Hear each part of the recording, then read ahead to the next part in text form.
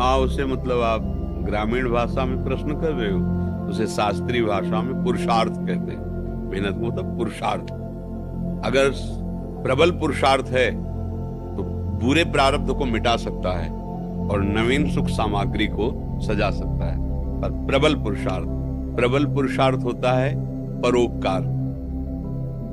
दूसरे के भारी समस्या दुख में सम्मिलित होकर उसको मिटा दो और भगवान का स्मरण करो। इन दो के द्वारा ये प्रबल पुरुषार्थ आपके पूर्व प्रारब्ध को नष्ट कर देगा।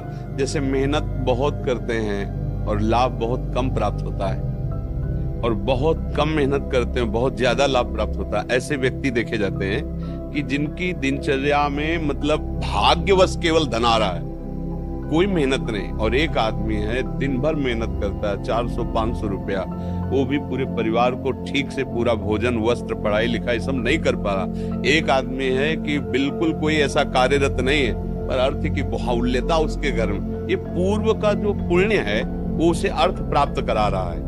वर्तमान में वो पुरुषार्थहीनता दिखा रहा है। तो जब तक प्रारब्ध भोग है पुण्य का तब तक चलता रहेगा। अब एक है वर्तमान में बहुत पुरुषार्थ कर रहा, मेहनत कर रहा है, लेकिन पूर्व का पाप उसे आगे नहीं बढ़ने दे रहा। अब पहले पीछे का जो पाप है उसे नष्ट करने वाला पुरुषार्थ बने। वो दो प्रकार से होता है। परहित सरिस धर्म नहीं भाई।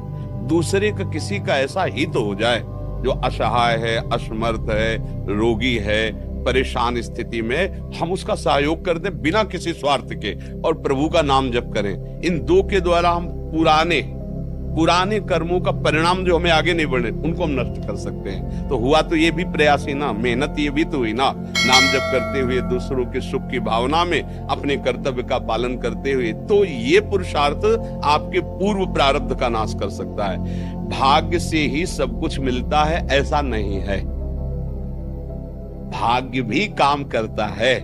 जैसे बहुत पढ़ लिख करके ग्रेजुएट हुए लेकिन प्रारब्ध इतना बुरा है, नौकरी नहीं मिल रही, तो बेचारे गांव के कार्य कर रहे हैं या छोटी मोटी दुकान कर ली और ऑफिसर रैंक की पढ़ाई की हुई है।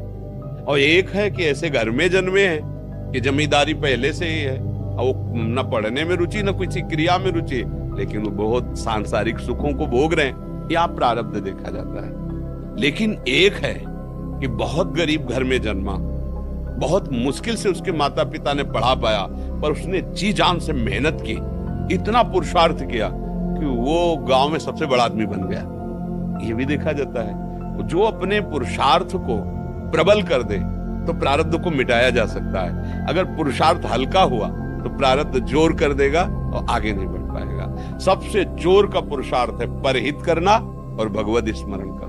ये मतलब शास्त्र की एकदम सार बात बता रहे हैं। जिसको संसार में सबसे जल्दी उन्नति प्राप्त करनी हो, ये दो बात पकड़ ले। भगवान से मनावे कि कभी किसी की सेवा का अवसर हमें दीजिए।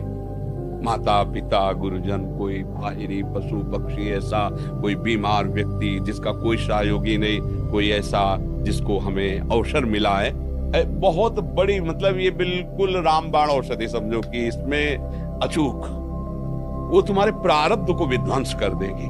जहां तुमने किसी असहाय की बिना स्वार्थ के, बिना कुछ लेने की भावना के और तन मन धन वचन से सेवा की और भगवान का स्मरण किया, ये तुम्हारे पूर्व प्रारब्ध का नाश कर देगा। और जब हम दूसरों का सुख छीनते हैं, ये भी मेहनत है।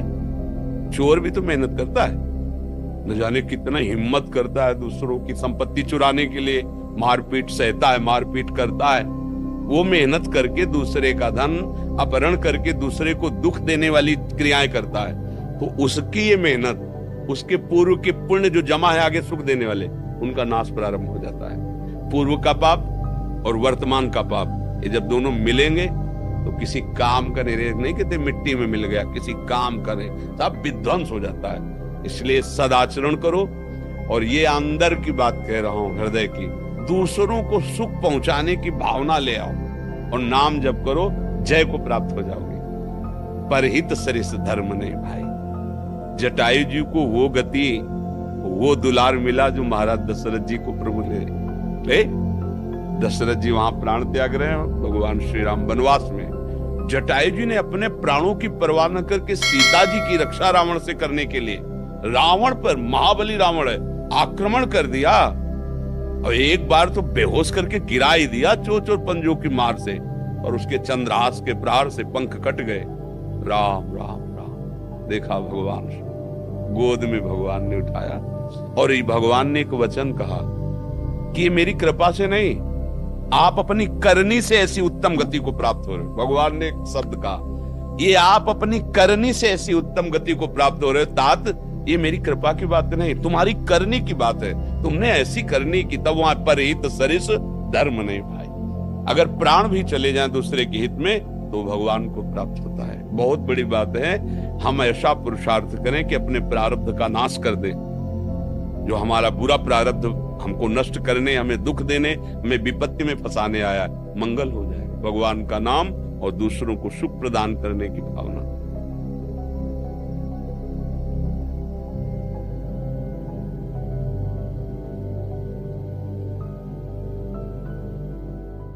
प्रेमानंद का बच्चा होकर के तू उदास हो जाए? नहीं यार, फांसी का भी अवसर आने पर हमारे देशवासियों ने जय हिंद बोलकर फांसी चढ़ाई यार।